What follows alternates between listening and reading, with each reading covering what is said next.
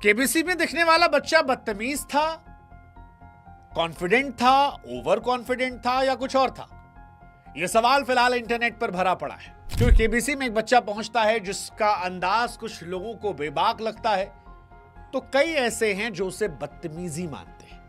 वो कहते हैं कि ये खराब परवरिश का नतीजा है। वो कहते हैं कि इन बच्चों के लिए हम ये पहाड़ पानी बचा रहे हैं, सब बर्बाद होने दो, क्योंकि अगली जनरेशन पूरी बर्बाद हो गई। लेकिन सवाल यह है कि क्या यह वाकई में इतनी बदतमीजी थी और एक बच्चे को इतना ज्यादा ट्रोल करना क्या सही है? सवाल यह भी कि माता पिता को बच्चों में सिर्फ कॉन्फिडेंस देना चाहिए या विनम्रता भी जरूरी है? क्या समाज जल्दी बच्चों को जज कर लेता है, जैसे इस बच्चे को किया? छोटे से बच्चे को इंटरनेट गालियां दे रहा है, सुना रहा है। स्कूल का कितना रोल होता है ऐसे बच्चों को एक नजरिया देने में? और ये क्या होता है सिक्स पॉकेट सिंड्रोम, जिसे लेकर कई लोग इस बच्चे का डिफेंस कर रहे हैं। वो कह रहे हैं कि नहीं भाई साहब, गलती बच्चे की नहीं है, आप लोग इस पर निशाना मत साधिए। ये सिक्स पॉकेट सिंड्रोम का नतीजा है जो आजकल बच्चों की परवरिश से जुड़ा हुआ है। सवाल ये भी, कौन है ये बच्चा जो इतना ज्यादा सुर्खियों में आ गया? दरअसल केबीसी इस वक्त ट्रेंड कर रहा है और उस ट्रेंड की वजह है गुजरात के इशित भट्ट। हाँ, इस बच्चे का नाम इशित भट्ट है। 8 से 10 साल इनकी उम्र बताई जा रही है। अमिताभ बच्चन साहब के साथ बातचीत कर रहे थे और वो क्लिप फिलहाल इंटरनेट पर भरी पड़ी है। बहुत सारी गालियां पड़ रही हैं। कई लोग कह रहे हैं कि यार बदतमीज ऑफ द ईयर का अवार्ड जो है इसे देना चाहिए। कई कह रहे हैं कि नहीं यार, बच्चे को इतना ट्रोल करना खराब बात है। बच्चे ने कोई गंदी बात नहीं की थी, बदतमीजी नहीं की थी। बच्चे ने अमिताभ बच्चन के सामने सिर्फ अपना कॉन्फिडेंस रखा था। इतने बड़े मंच पर अगर कोई बच्चा इतने कॉन्फिडेंस से बात रख रहा है तो इसकी तारीफ होनी चाहिए। एक छोटे बच्चे को हम लोग इतना क्यों जज कर रहे हैं? बट एक बड़ी आबादी इस देश की है जो इस घटना में इस बच्चे की परवरिश, स्कूल की भूमिका, समाज के दृष्टिकोण पर सवाल उठा रहा है। और इसीलिए हमें लगा कि आज इस वीडियो पर हम बात करते हैं। सबसे पहले बताते हैं कि हुआ क्या था केबीसी में। तो केबीसी के एक एपिसोड में इशित भट्ट पहुंचे थे हॉट सीट पर। अमिताभ बच्चन साहब ने उनसे सवाल पूछा कि आपको कैसा लग रहा है? इशित ने जवाब दिया।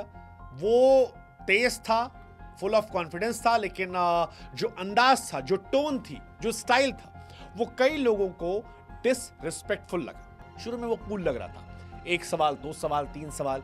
फिर अमिताभ बच्चन ने समझाया कि देखिए अरे भाई साहब, बाकी जो दर्शक है उनके लिए ऑप्शन देना भी जरूरी है। हालांकि इशित बार बार इस सलाह को नजरअंदाज कर रहे थे। जैसे शतरंज के खेल की शुरुआत में बोर्ड पर कितने राजा होते? इशित ने तुरंत कहा कोई सवाल है, 2 राजा होते।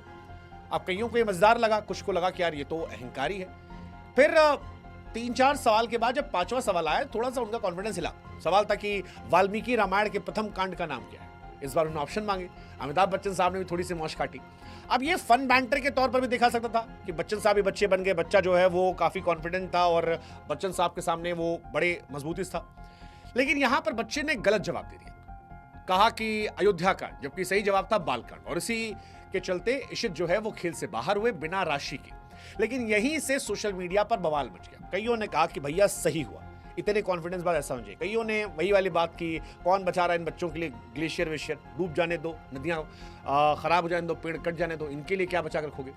सोशल मीडिया दरअसल 2 टुकड़ों में बट गया। एक अमिताभ बच्चन की धैर्य की तारीफ कर रहा था कि बच्चन साहब ने क्या बचाया, बिग बी साहब का धैर्य गजब का है।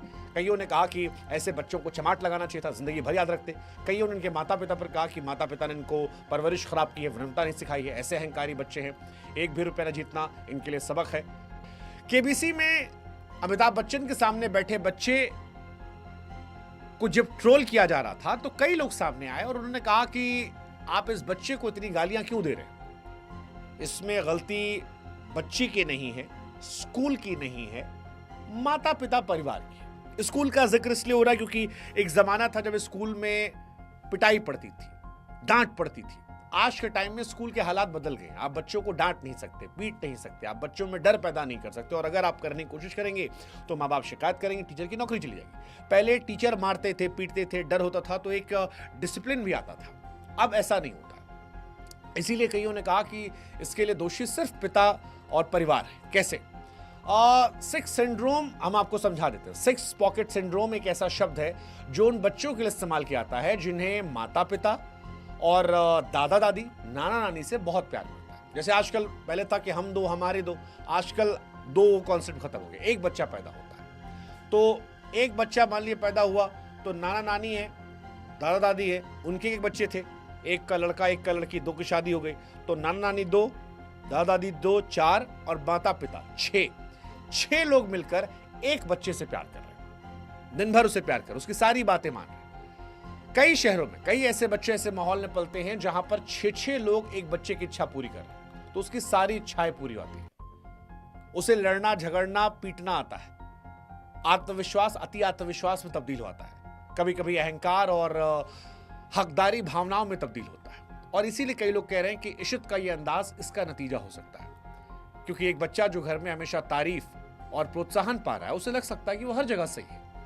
यह सिंड्रोम अपने आप में बुरा नहीं है, यह परिवार के प्यार और बच्चे को बेहतर भविष्य देने की चाहत को दर्शाता है, लेकिन अनुशासन और विनम्रता की इसमें कई बार कमी हो जाती है, क्योंकि बच्चे को अगर हर बार हाँ में हाँ सुनने की आदत लग जाए तो वो दूसरों की सलाह या नियमों को हल्के में लेता है। जैसे इशित ने अमिताभ बच्चन साहब की बात को नकार दिया, नजरअंदाज किया।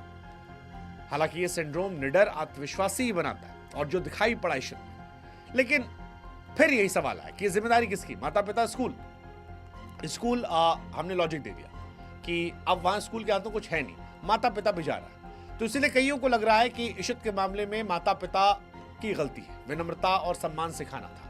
अगर माता पिता बच्चों को बड़ों का सम्मान करना नहीं सिखाएंगे तो बच्चे अहंकारी बनेंगे।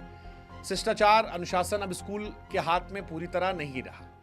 हालांकि कईयों का अभी भी मानना है कि इसमें बच्चा पूरी तरह गलत नहीं है, उसने अमिताभ बच्चन की डिसरिस्पेक्ट नहीं की है, वो कॉन्फिडेंट था, उसने वो दर्शाया, उसने अमिताभ बच्चन की बेइज्जती नहीं की, वो हार गया, ठीक है, उसके लिए सबक रहा, लेकिन उसको इतना ट्रोल करना एक बच्चे को, ये सही बात नहीं, ये बच्चे पर टू मच। और हमें भी समाज के तौर पर सोचना चाहिए कि यार बच्चे का व्यवहार उसकी उम्र को देखकर हमें भी रिएक्ट करना चाहिए। हमने भी उसके पीछे एकदम ट्रोलिंग की पराकाष्ठा पार कर दी। अगर उसका व्यवहार थोड़ा बहुत गलत है तो हमारा व्यवहार भी गलत था। हम बच्चों को बड़ों की नजर से देख रहे हैं, ना कि ये समझ रहे हैं कि बच्चा है वो। समाज को बच्चों को गलतियां करने सीखने का मौका देना चाहिए, ना कि ट्रोल करके आत्मविश्वास तोड़ने का। तो ये सवाल है कि क्या हम भी बच्चों से परिपक्वता की उम्मीद कर रहे हैं जो उनकी एज के हिसाब से सही नहीं है? क्या हमें बच्चों को गलतियां कर कर सीखने का मौका नहीं देना चाहिए?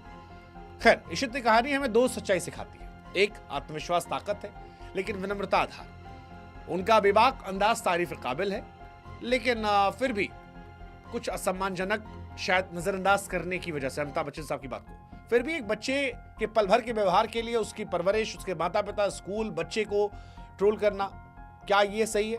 ये भी हमें भी समाज के तौर पर सीखना समझना पड़ेगा, बिना गलती के।